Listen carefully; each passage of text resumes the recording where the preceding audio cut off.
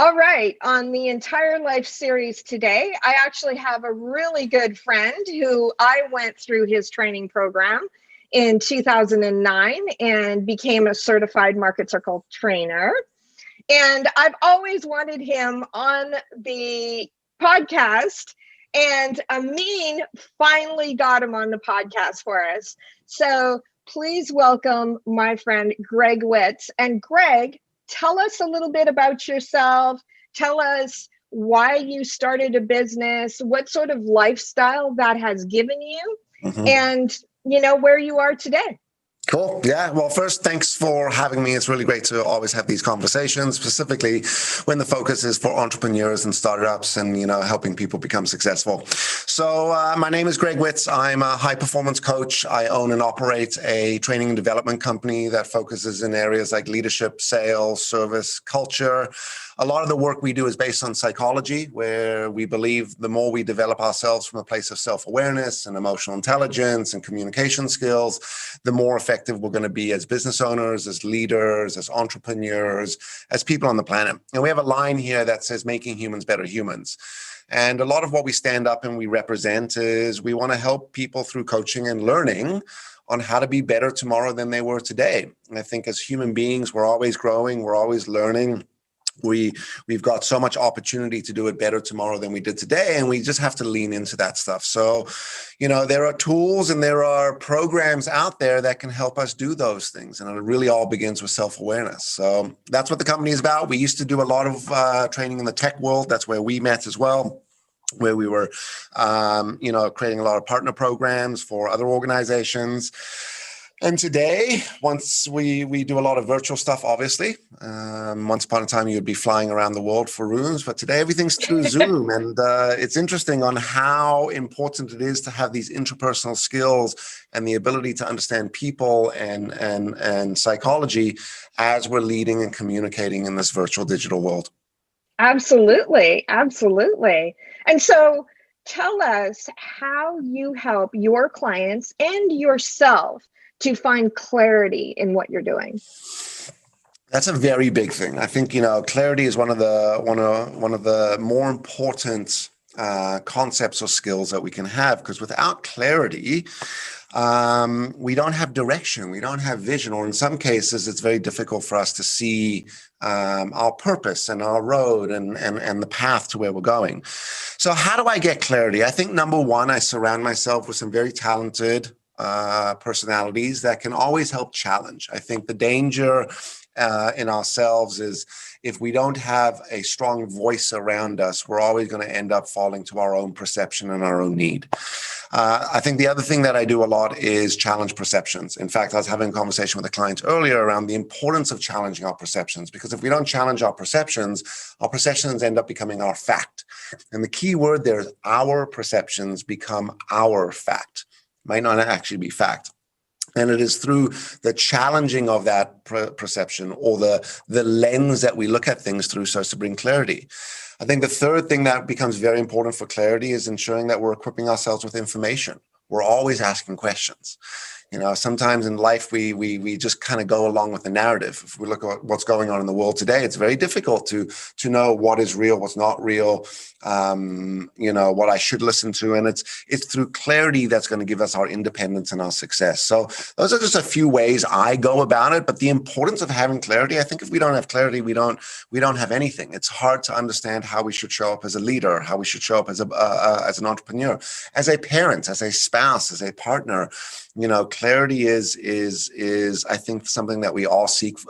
And if you look at the world of mindset and meditation and breathing, these are tools that contribute to us creating that clarity. And I might not be the best at meditation, but I spend a lot of time with breath and the exhale.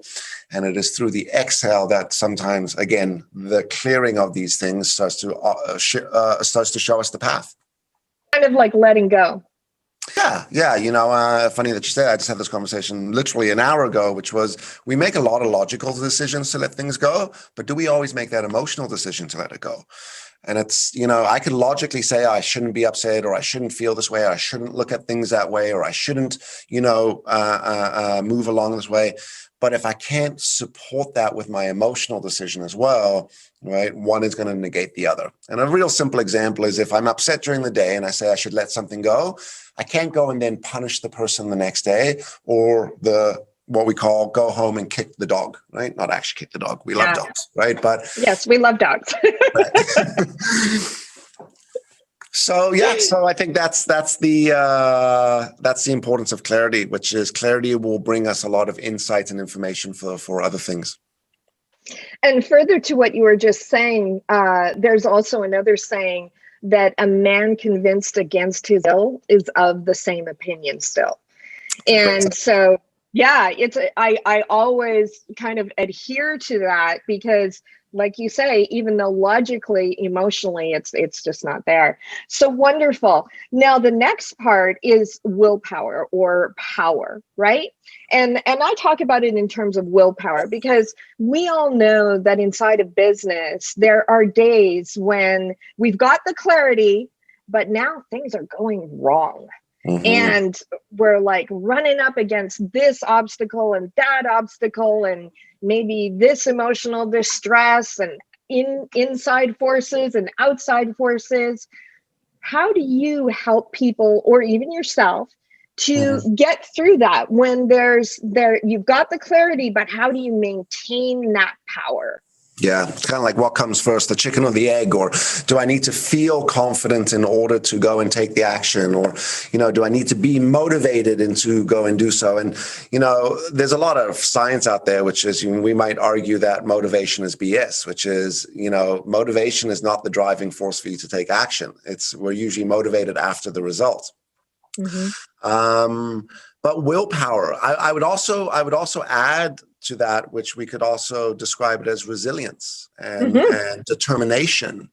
I, as a personality, am a very determined, gritty, resilient personality. I think in a lot of cases, when you have no choice as an entrepreneur, your willpower is not the issue. In fact, it is the willpower that takes you through.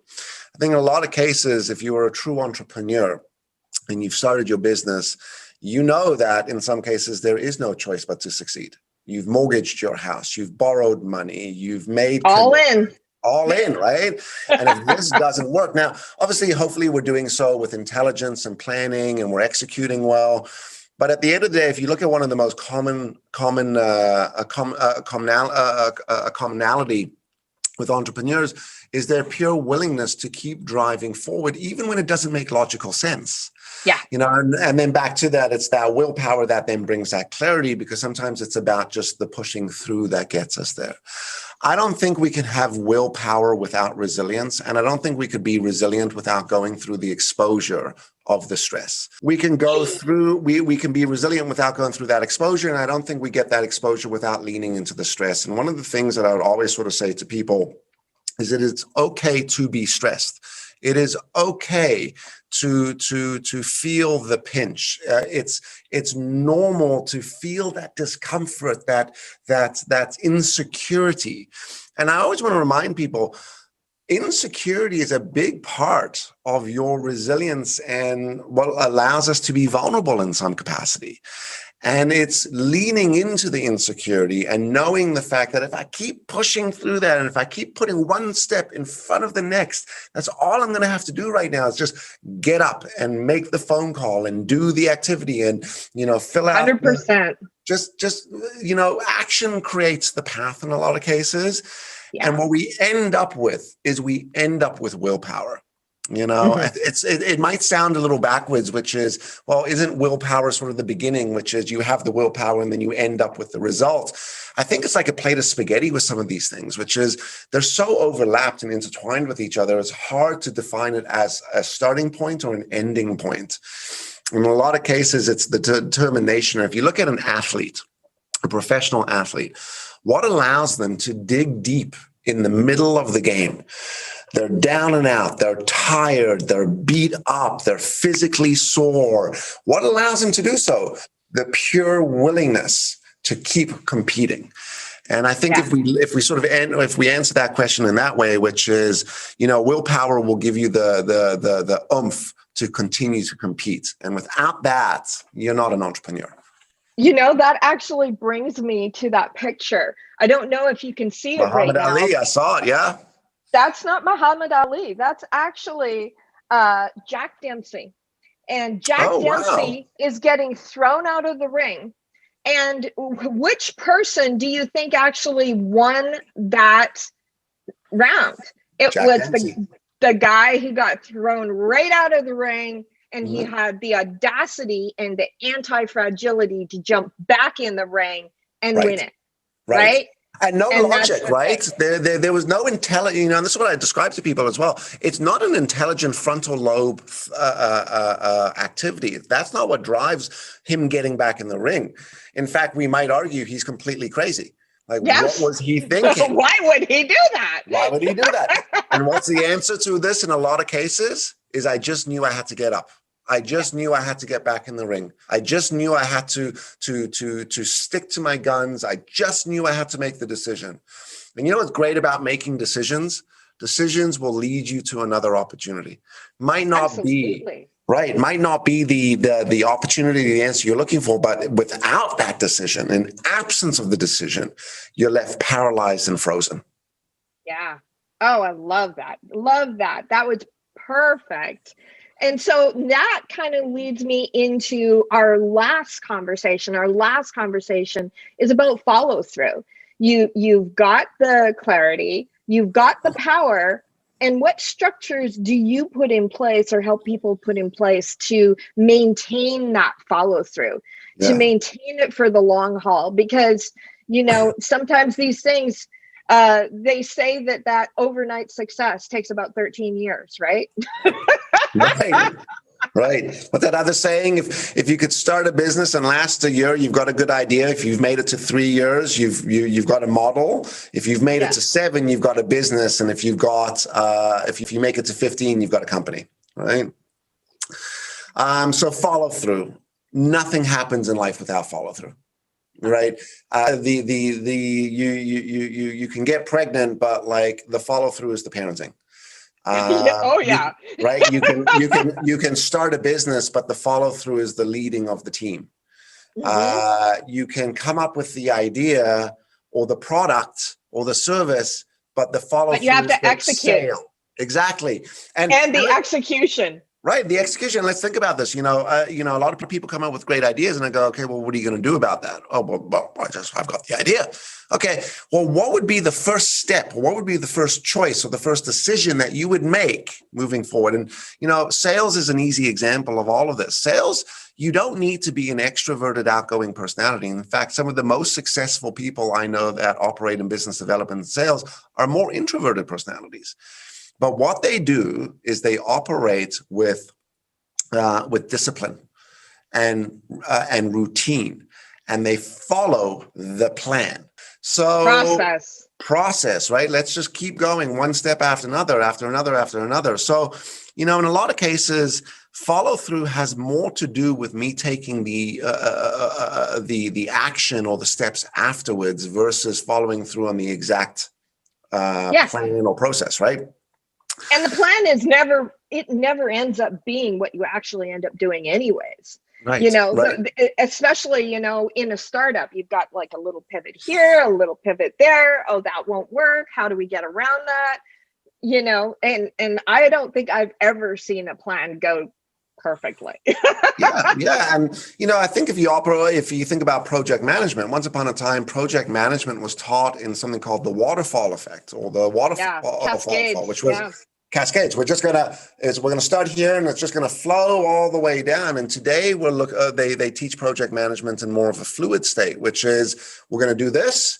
And then we're going to pivot or we're going to adjust. We're going to do this, and then we're going to make a decision and we're going to adjust. And it's fluid and it's always ebbing and flowing, and we're adjusting in real time. And I think if anyone's going to follow through successfully in, let's call it business or an activity, we have to operate with fluidity and flexibility.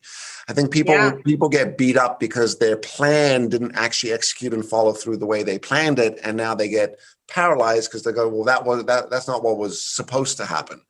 And then what's really interesting is that that's one of the things that we built into Entire Task is the manifest board. Right. And so like you put your goals in there, 25 years out, 10 years out, 5 years out, 3 years out. And the interesting thing is that they actually move through time towards you.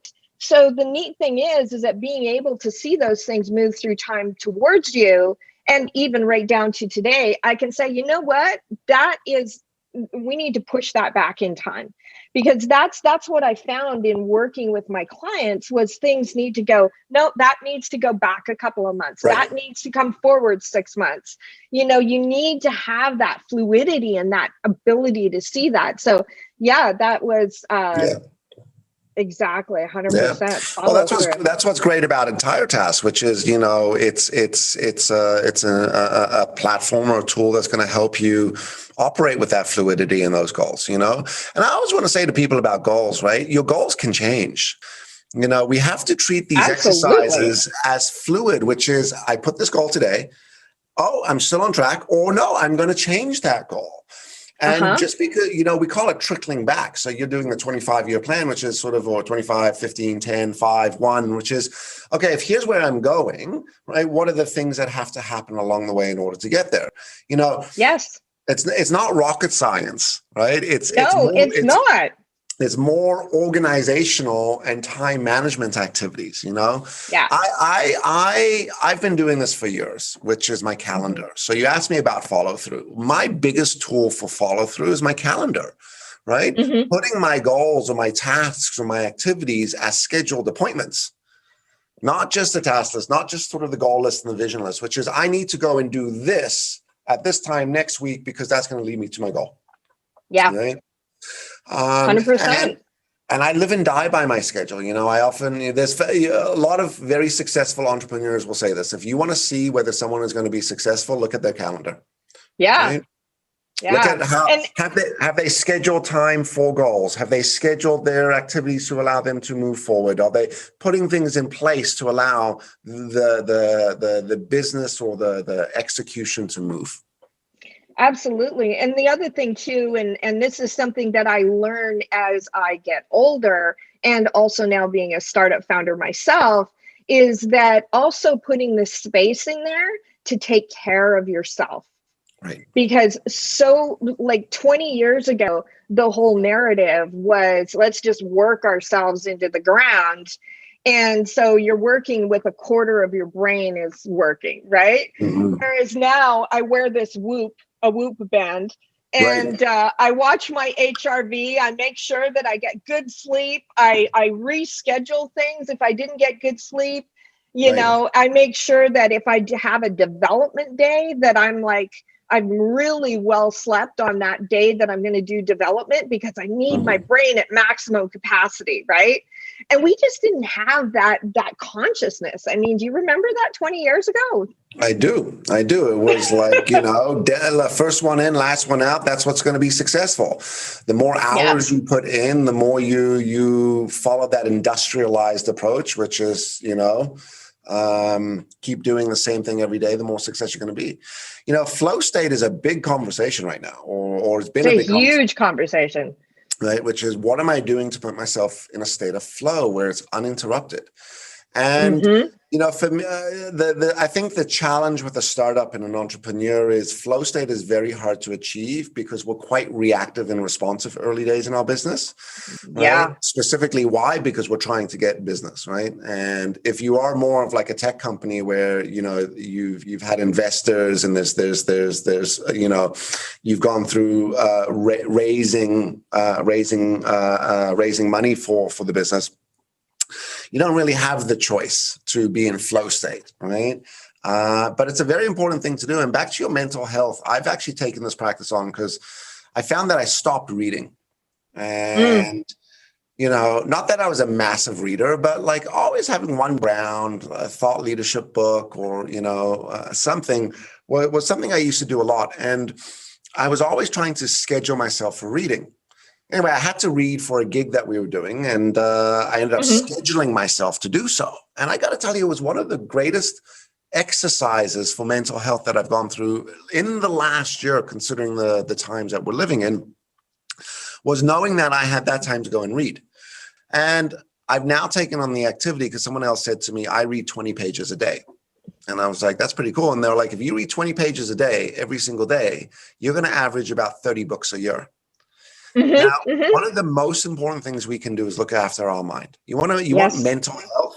Look after your mind, right? That includes rest. Sleep is a massive, massive piece of that. I am proud to say that I sleep. I go to bed early, right? Awesome. I like to sleep, and I also like to get up early, right? So it's the sleep and the reading and getting out the simple things, right? Specifically because we're living in this world of digital now. Get outside, walk around the block, right? Drink water. Drink water. Ooh, big one. Right, big one. And this isn't like you need to go and do a PhD in mental well-being.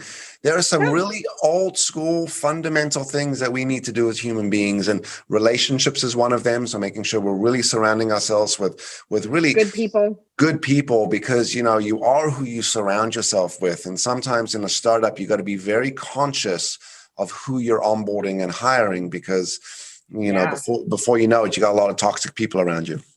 So those would be some things in following up or following through, which is, by doing all those things, the scheduling, the booking, the creating the flow state, you're going to put yourself in a successful position to follow through from the clarity and the motivation. Absolutely. Absolutely. So tell us what your free gift is today for our watchers and our readers and our listeners. Yeah. This is how you get us, right? You hooked us in, which is, what are you going to give people? So what are you going to give them? All right. So here's our gift to a listener. I have a program called the Better Human Program, and it is a 10-week program that teaches or develops us from a place of psychology and interpersonal skills.